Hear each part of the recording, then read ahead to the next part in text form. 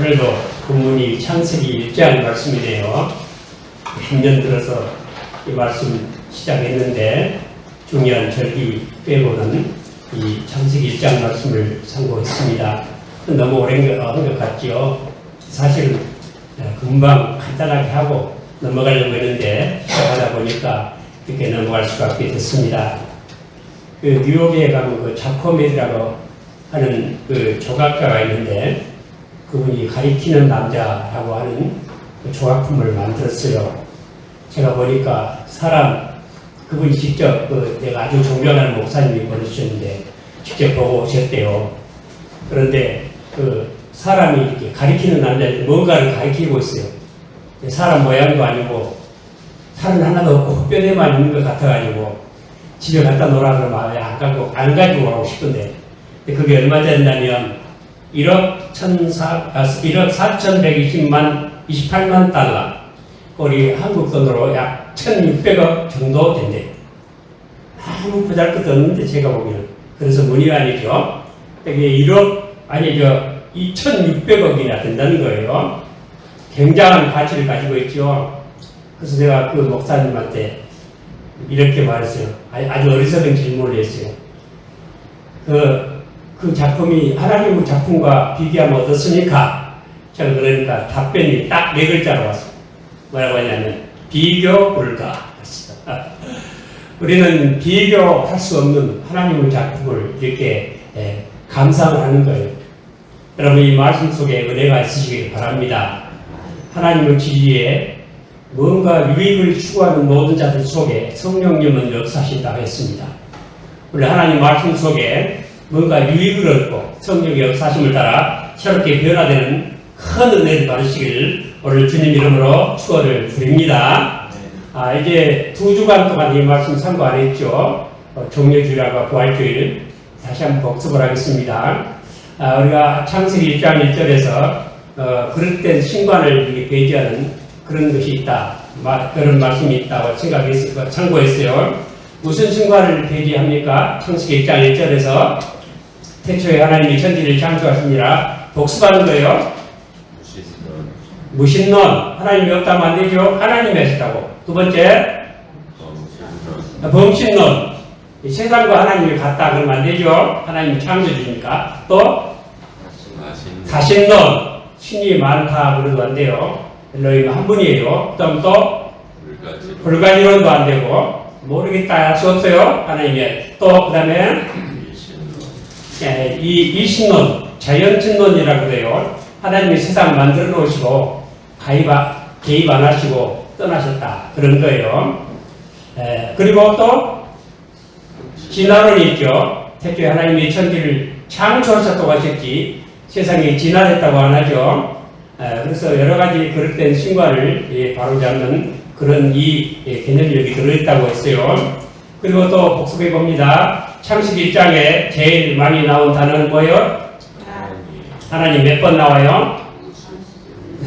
히브리어 성경에 31번, 우리 성경에 30번 나와요. 뭐가 왜 한 번 빠졌을까요? 5절에서 한 번 뺐다 그랬죠. 5절에 빛을 낮이라 칭하시고 하나님이 하셨는데 그 하나님 빼서 그래요. 그러니까 많이 나와요? 적게 나와요? 많이 나오죠. 창세기가 전부 31절인데 하나님이라는 이 엘로힘이 31번 나와서 천지 만물의 소유권 도장을 딱 찍은 거예요. 그 다음에 많이 나오는 단어가 뭘까요? 땅이 몇 번? 20번 나온다고 했어요. RH 하는 게. 그 다음에 종류가 10번 나오고요. 가로살도 10번 나와요. 하나님이 말씀하신 것 종류대로 지으셨지. 이 진화론이라는 건 모든 생물의 조상은 하나다. 하나에서 다 진화가 된 것이니까 종류가 없어요. 진화론에는. 그게 같습니다. 그래서 종류를 10번 해가지고 창세기 1장부터 이 진화론이 잘못됐다. 그걸 딱 못을 받고 있는 거예요. 그리고 보시기에 좋았다가 몇 번 나와요? 보시기에 좋았다가 7번 나온다고 했어요. 근데 이 보시기에 좋았다는 말씀, 왜 힌네 토부 메오두 그것이 매우 좋았다. 누가 보기에 좋았다고 했어요? 누가 보기에? 하나님 보시기에 좋았다. 하나님 보시기에 좋았더라. 이게 간단한 말씀 같은데 깊은 원리를 가지고 있어요. 하나님은 자기 자신이 하신 일도 판단을 하신다. 되돌아 감상을 하시고 판단을 하시고. 여기에 뭐가 들었냐면 이 창세기 입장에는 여러 가지 원리가 들어있어요. 구원의 원리, 예수 그리스도를 통해서 우리가 구원받는 구원의 원리도 들어있어요. 어디에 들어있는 줄 아세요? 하나님이 사람을 무엇으로 만드셨어요? 네, 무엇으로 만드셨죠? 무슨 모양을 따라서? 하나님 형상을 따라 그 모양대로 만드셨죠? 이 형상이라는 말 속에 그리스도가 들어있어요. 여기는 안 나와요. 우리가 성격을 다 아니까 이해가 되는 거예요. 고린도후서 4장 4절이나 또 골로새서 1장 15절에 보면 이 그리스도는 하나님의 형상입니다. 또 골로새 1장 15절에 그는 보이지 아니하는 하나님의 형상이요. 그러니까 예수님께서 그리스도인데 우리 사람이 타락했을 때 그리스도로 오셔요. 왜냐하면 진짜 원래 사람을 만드시기 위해서 하나님 형상 예수님을 본받는 사람 그런 사람 만들기 위해서 오신 그 구원의 원리가 여기 들어있다고. 그리고 하나님 보시기에 좋았다는 이 말씀 속에는 최종 심판의 원리가 들어있습니다. 그래서 뭐든지 하나님이 보시기에 좋아야지 좋지 않으면 안 돼요. 그런데 하나님이 보시기에 좋았다 하는 것은 또 무엇을 의미하느냐. 오늘날 아주 중요한 주제예요. 오늘 그 설명을 하려고 해요. 하나님 보시기에 좋았다는 것은 무엇을 의미하냐면 이 세상은 하나님의 영광을 위하여 창조되었다 하는 그런 개념이 여기 들어있어요. 사람이 보시기 좋은 게 아니에요. 하나님이 보시기에 좋아야 됩니다. 그래서 지금 하나님은 우리 인간을 위해서 우리 인간의 안녕을 위해서 공의를 위해서 존재하는 분이시냐 아니면 사람이 하나님의 영광을 위해서 존재하는 것인가 하는 그런 문제예요. 여러분 어느 것이 맞습니까? 하나님이 사람의 공의를 위해서 안녕을 위해서 존재하신 분입니까? 사람이 하나님께 영광을 돌려야 합니까? 사람이 하나님께 영광을 돌려야 합니다. 우리 다 모두 하나님께 영광을 돌리는 삶을 사시기를 바랍니다. 하나님이 주신 축복은 그 목적으로 주시는 거예요. 그러니까 이 목적을 잃어버리고 내가 복받는 것이 바로 복음이다. 거기서 끝나면 안 된다는 말입니다. 원래 이 성경을 모세를 통해서 기록하게 하신 그 의도가 여기에 있어요. 왜냐하면 애굽에는 아피스라는 신을 섬기고 또 여러 가지 잡신을 많이 섬기고 가나안 땅에는 바알이 있고 메소포타미아에는 마르둑 같은 신들을 섬겼어요. 근데 신들을 섬기는 그 목적이 뭐냐면 신들이 우리에게 복을 주시겠지. 그래서 섬기는 거예요. 재화를 멀리하고 우리에게 복을 주겠지. 그러니까 정말은 신은 사람의 안녕을 위해서 존재하는 그런 분이에요. 그렇지 않다 하는 것을 증거하기 위해서 하나님께서 모세를 통해서 이 율법서를 기록하게 하신 것입니다. 그러면 왜 하나님의 영광을 꼭 하나님 혼자 받으셔야 하는가? 그 이유는 많고 많지만 오늘 몇 가지만 우리 상고하면서 은혜를 나누고자 합니다. 첫째로 하나님 모든 생명, 지혜, 능력, 복의 근원이 되신 분이 하나님이시기 때문입니다. 우리 사람은 생명은 하나님께로서부터 왔습니다. 세상에 있는 모든 생명, 천사, 사람, 모든 동물, 식물 할 것 없이 전부 하나님께서 이 생명을 주셨기에 사람이 주신 것이 아닙니다. 하나님은 생명의 근원이 되십니다. 그래서 욥기 34장 14절로 15절에 욥기 34장 14절 15절에 그가 만일 자기만 생각하시고 그 신과 기후를 거두실 텐데 모든 혈기 있는 자가 일체로 망하고 사람도 진토로 돌아가리라 했습니다. 모든 혈기 있는 자들 하나님께서 신과 기후를 거두시면 다 죽고 맙니다. 우리 다 살았다 할 것이 없어요. 코에 이 호흡이 있는데 물속에 호흡만 가더라도 다 죽을 거예요. 그러니까 우리에게 생명 주시는 분 하나님이십니다. 그러므로 이 하나님이 영광을 받으시는 것이 합당한 줄로 믿으시기를 바랍니다. 생명의 주인이 받으셔야 해요. 우리가 생명을 받아놓고 우리가 찬양을 받아야 되겠습니까? 우리가 영광을 받아야 되겠습니까? 아닙니다. 생명 주시는 하나님이 영광을 받으시는 것이 합당한 줄로 믿으시기 바랍니다. 두 번째로 이 모든 것을 하나님이 사람에게 주셨지 사람이 먼저 하나님께 갖다 드린 것은 아무것도 없기 때문입니다. 즉 말하면 하나님이 모든 것을 주셨습니다. 햇빛도 하나님이 주셨죠.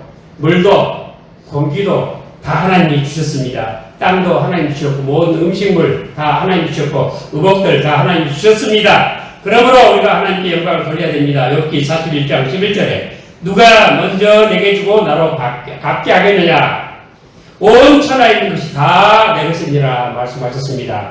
로마서 11장에도 잘 말씀하고 있죠. 깊도다 하나님의 지혜와 지식을 부유하며 그의 판단은 측량치 못할 것이며 그의 길은 찾지 못할 것이다. 누가 주의 마음을 알았느냐 누가 그의 모사가 되느냐 누가 먼저 주께 드려 갚으심을 받겠느냐 이는 만물이 그에게서 나오고 그로 말미암고 그에게로 돌아갑니다. 영광이 그에게 세세토록 있을지어다. 아멘. 영광이 누구에게 있어야 돼요? 네, 모든 것을 주시는 분이 영광을 받으시는 것이 합당합니다. 여러분 믿습니까? 동의하십니까? 이 말씀도 유익을 얻습니까? 그러면 성령께서 역사하실 줄로 믿습니다. 그리고 하나님은 천지 만물을 계속 보존해 주시기 때문에 하나님이 영광을 받으시는 것이 합당합니다. 시편 104편 30절에 주의 영을 버리어 죄를 창조하사 지면을 새롭게 하시나이다.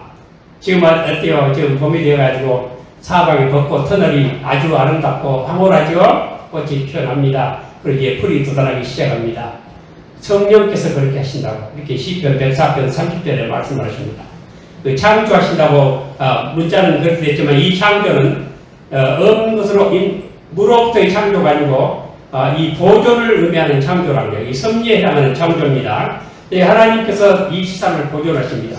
우리가 바다의 물고기 다 그물쳐서 잡아먹어도 금방 한 해만 놔두면 바닷물이 꽉 찰 거예요. 요즘 한 해만 잡지 않으면 여기 하나님께서 성경을 통해서 모든 것을 새롭게 해주시고 끊임없이 공급해 주십니다. 이런 분이 영광을 받기 합당을 하지 하나님 주신 것이나 잡아먹고 사는 우리 사람이 영광을 받아야 되겠습니까? 그러므로 하나님께 온전히 영광을 돌리는 그런 믿음의 자세를 확고히 가지시길 바랍니다.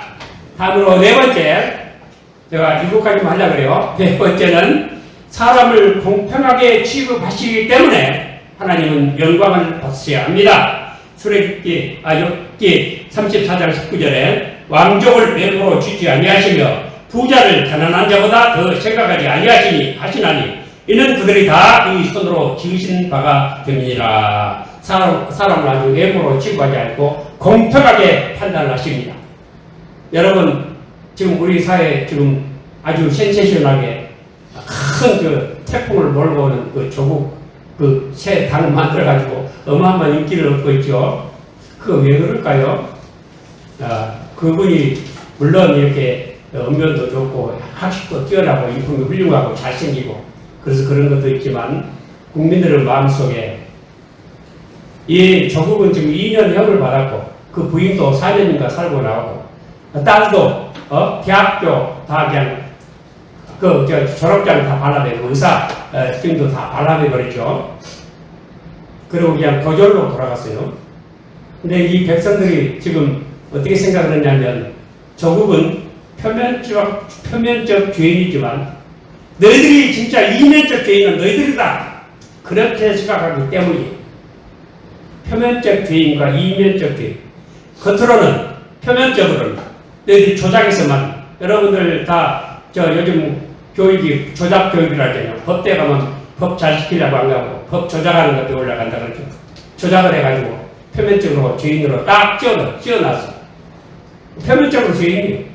그런데 이면적으로는 너희들이 더 죄인이다. 수사 안 하고 지금 고소 안 하고 그랬지. 실제는 내가 더 죄인이다. 너 나쁜 놈이다.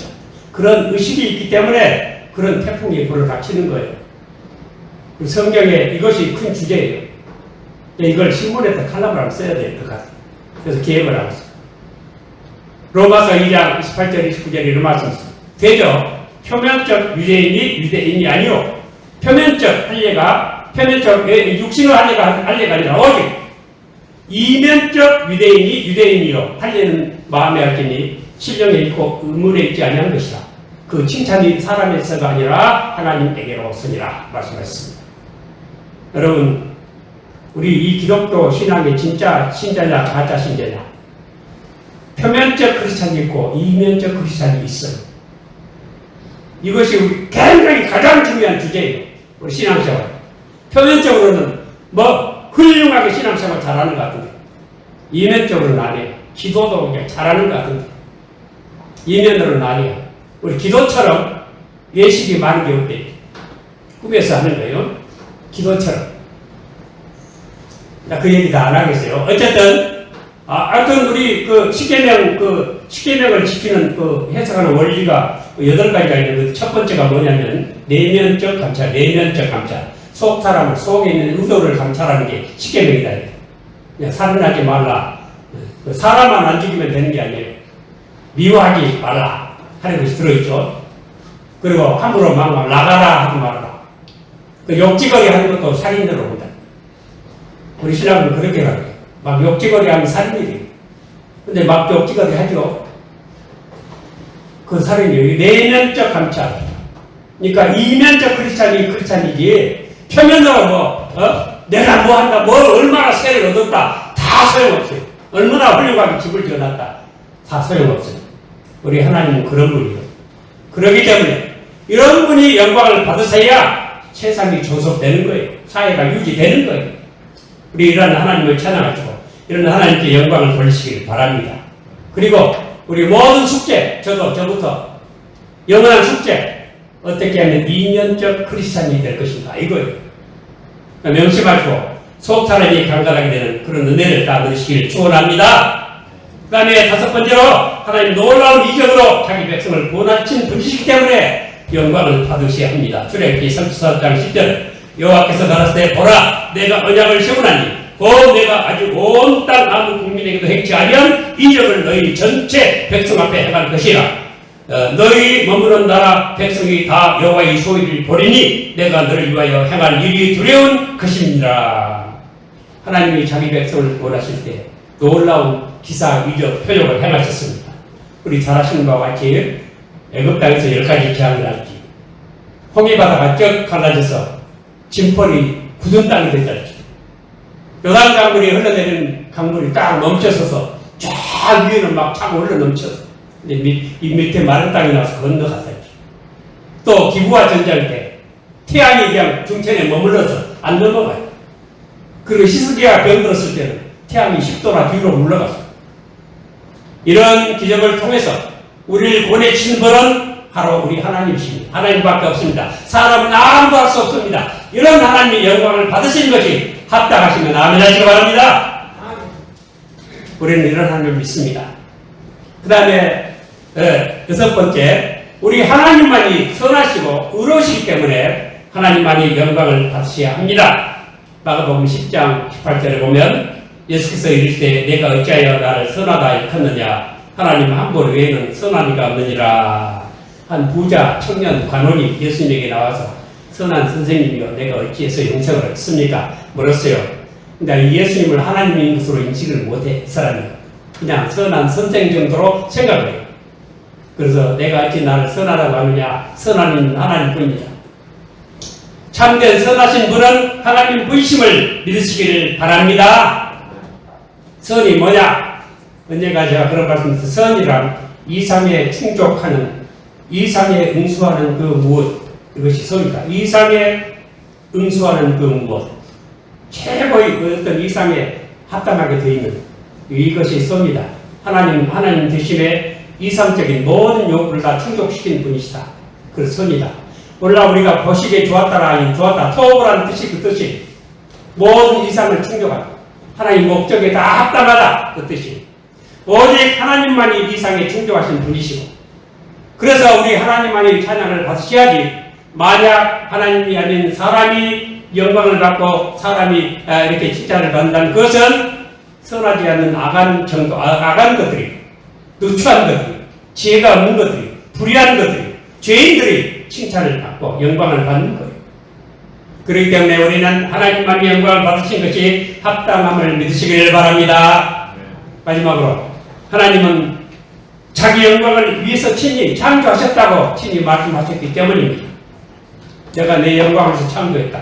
이사야 43장 7절에 물은 내 이름을 일컫는 자 곧 내가 내 영광을 위하여 창조한 자를 오게 하라. 그들을 내가 지었고 만들었느니라. 내 영광을 위하여 창조한 자를 오게 하라 말씀하십니다. 모든 하나님 축복을 받은 자, 모든 하나님 놀라운 이익을 체험한 자, 하나님 구원을 받은 자, 하나님의 백성으로 인정되고 하나님과 언약을 맺은 백성들은 하나님의 영광을 위하여 창조된 자들입니다. 그래서 하나님께 영광을 돌리는 것이 합당합니다.